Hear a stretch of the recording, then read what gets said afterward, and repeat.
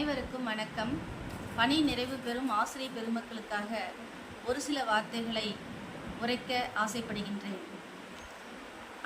தாயின் கருவறை முதல் கல்லறை வரை மனிதன் பெறுவதில்லை ஓய்வு. சதா சர்வகாலமும் சிந்தனை ஓட்டம் நிகழ்ந்து கொண்டே இருக்கிறது. சிந்தனையை ஒருமுகப்படுத்தும் பயிற்சியே தியானம். தியானம் உடற்பயிற்சி ஆரோக்கியத்திற்கு முதற்படி மட்டுமல்ல, முழு படியும் கூட. அதை நாம் வளர்த்து கொள்வோம், பழகிக்கொள்வோம். உடல் ஆரோக்கியத்தை விட மன ஆரோக்கியம், மன நிம்மதி, மன அமைதி மிக மிக முக்கியம். மனதுக்கும் உடலுக்கும் எவ்வாறு அமைதியான ஆரோக்கியமான வாழ்க்கையை மேற்கொள்வது, அதை ஆய்ந்து உணர்ந்து ஒரு சிலவற்றை உங்களுக்காக உரைக்கின்றேன். முதலாவது, முதுமையில் மட்டுமல்ல எல்லா நிலைகளிலும் அடுத்தவருடைய வாழ்க்கையில் மூக்கை நுழைக்காமல் பிள்ளைகள் வளர்ந்த பிறகு அவரவர் வாழ்க்கை தனித்தனியானது.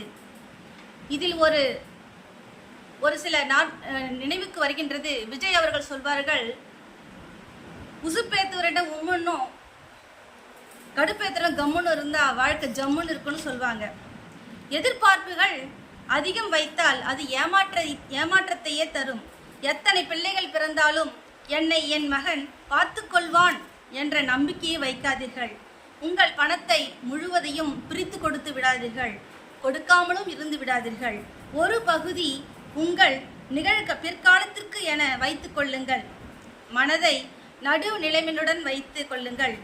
கொண்டு வந்தது என்ன, கொண்டு சென்றது என்ன, அனைத்தும் இங்கேயே கொடுக்கப்பட்டது. நாம் உலகை சிறிது காலம் அனுபவிக்க பயணிகள் மாதிரி இங்கு வந்து செல்கின்றோம்.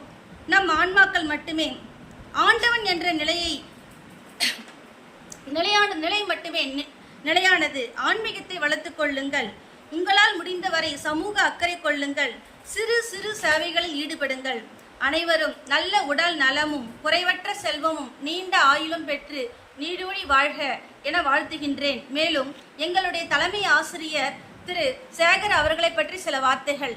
அனைவருக்கும் உதவும் நல்ல குணமும் நல்ல பண்பும் ஒத்தது அறிவான் உயிர் வாழ்வான் மற்றையான் செத்தாருள் வைக்கப்படும் என்ற திருக்குறள் அவருடன் பழகும் பொழுது என்று எனக்கு மிகவும் நினைவிற்கு வருகின்றது.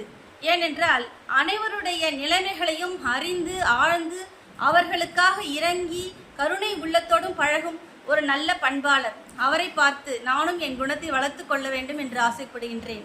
என்னுடன் பணியாற்றும் சகோதரி திருமதி பெருங்கோப்பெண்டு அவர்கள் மிகச் சிறந்த சகோதரி ஆவார். அவர்கள் 1ஆம் வகுப்பு 2ஆம் வகுப்பு குழந்தைகளுடன் தாய்மை உணர்வுடன் பழகுவார்.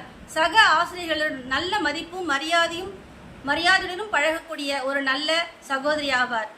மேலும் திருமதி ஜோதி அவர்களை பற்றி கூறும் பொழுது, வாங்கூர் பள்ளியில் மிக சில காலமே நான் பணி செய்தாலும் அவர்களுடன் பழகிய நட்பு என்னால் மறக்க முடியாது. அவர்கள் மிக மூத்த சகோதரி போன்று எனக்கு நல்ல அறிவுரைகளை வழங்கினார். தன் வீட்டார் எவ்வாறு வருவார்களோ அந்த அளவிற்கு உபசரணையோடு எங்களை உபசரித்தார்.